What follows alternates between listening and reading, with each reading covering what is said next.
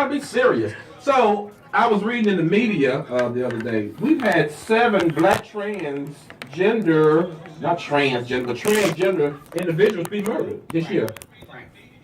And we had, it was 6 females and 1 male. 1 trans male. Yeah. And 3 in Louisiana. 3 in Louisiana, 2 in 1 week. So we got like a serial killer or something going up in Louisiana. Right. And I think it's coming down from Mr. 45. Uh-huh. Basically repealing the Obama LGBT Inclusion Act. Mm-hmm. It's sending out a message to people that the government doesn't care about transgender individuals, so there won't be any extra repercussions if you commit heinous crimes towards transgender individuals. I totally agree. As a matter of fact, I was I'm gonna go back to the rally. I was kind of peed off because I put our black sisters and brothers on the spot, these organizations, because this is my thing. Don't come around us during election season to get our votes or come around to get money for certain events that you're having. But when we have, like for instance, the Trans Live Battle March, you don't want to show up because you're afraid. You may get seen on some pictures with transgender sisters and brothers, but then something else you come out. You know, I don't like that. Either you support or you don't support, and I like that better. Right. So, are you ready yet? I've been ready. Okay. If you stop all that hollering, Gosh. Okay. So. that's unprofessional. Okay. So come on. We working on our brand, and it's unprofessional. Yeah, for you to be drunk at work. So come on, go ahead. Prove it. What y'all been drinking? Y'all ain't bringing none. I know, right? Awful. So also, what's the young man name from Maggie? Emerson. Oh my goodness, he gave a great speech. Emerson been on the radio show. You just I wasn't here. I was out of town. And he talked about how he had to he went across the street or something, or didn't go to the restroom all day. Right. He had to walk like a mile or something. Yeah, he stopped using the bathroom. He did go to the restroom, or he just did not use the restroom, which caused him health problems. Right. I think it's important that we keep the focus and the attention, and not just have the rally and then it's like, okay, we did it now. Move on to the next thing. So it has to stay in the forefront. The attention, the movement, the need for protection, the need to address these schools, because I can't remember what state it was.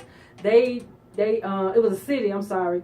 They signed their own transgender bill protecting transgender students. Several states or cities have done that. So it's really important that we pressure these mayors on a local level to get some action and start the action and the wheels rolling. Because and it's also important that we call out these corporations that are headquartered here in our cities that bring all this money in. Exactly.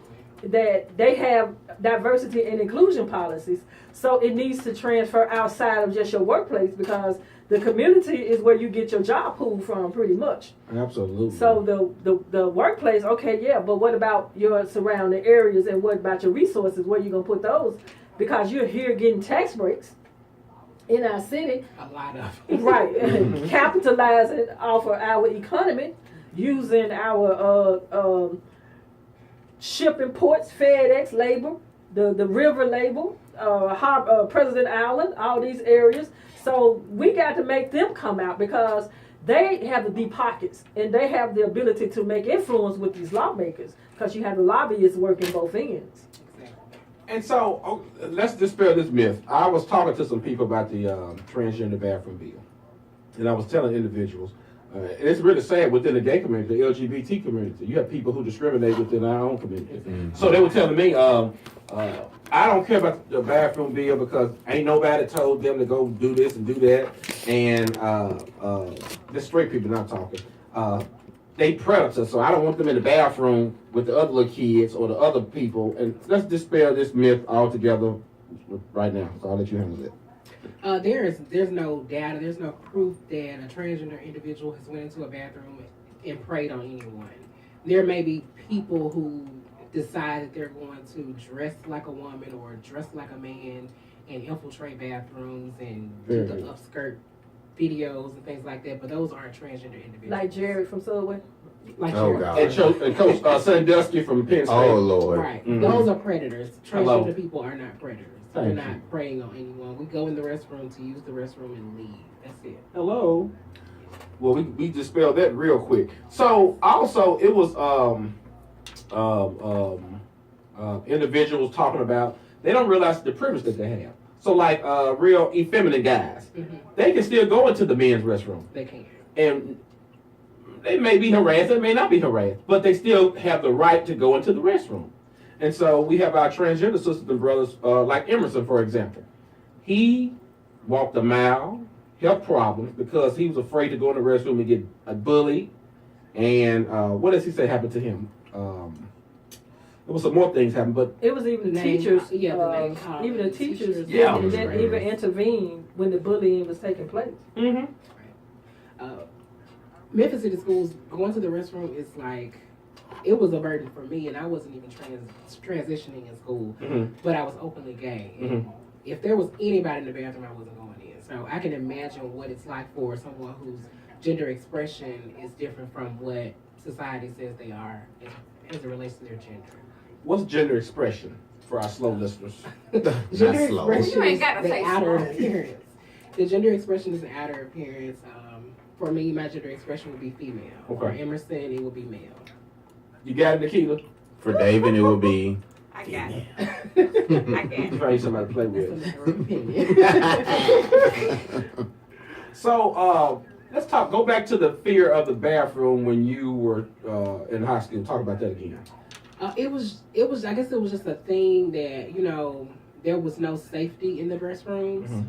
There's no authority in the restrooms, which the government, I guess, they're clearly going to put a guard in the restrooms now to Clearly. check birth certificates. Right, But right. I'm wondering how much that's going to cost. Right. So, but yeah, there's no authority in the restroom. So if anything happens in the restroom, it's like it's a concealed area. You could be attacked in there. You could be killed in there, and there's no way for anyone to know it until someone else comes in the restroom. Wow. And you okay? And once again, back on us. We privileged. I can go in the restroom in peace. Eddie can go in there in peace. Sometimes if you don't carry that clutch. It's an envelope. My mama, she go in the restroom in peace. Nikita go in peace, but Emerson has to be worried about the restroom. Other individuals' restroom. It's just really sad, and people don't realize the privilege that we have. There is a lot of people who don't realize that they do have that privilege, and they think it's just the bathroom. Well, for some people, it's not just the bathroom. Wow. Eye opener message. This is our last pause for the calls. We're going to take a break. We're talking about our number 45 and his decision making that he's doing, and is affecting people around the world, not only in Memphis but around the country. Our sisters and brothers are dying at an alarm rate, and something has to be done. So the Unleashed voice here is an advocate for black trans lives and all trans lives. We're going to stand up and we're going to voice our opinion and our voice unapologetically. So this is the Unleashed Voice radio show live on KWAM 990 Talk Radio. We're going to take our last pause for the calls. We'll be right back after this message. Bad, bad.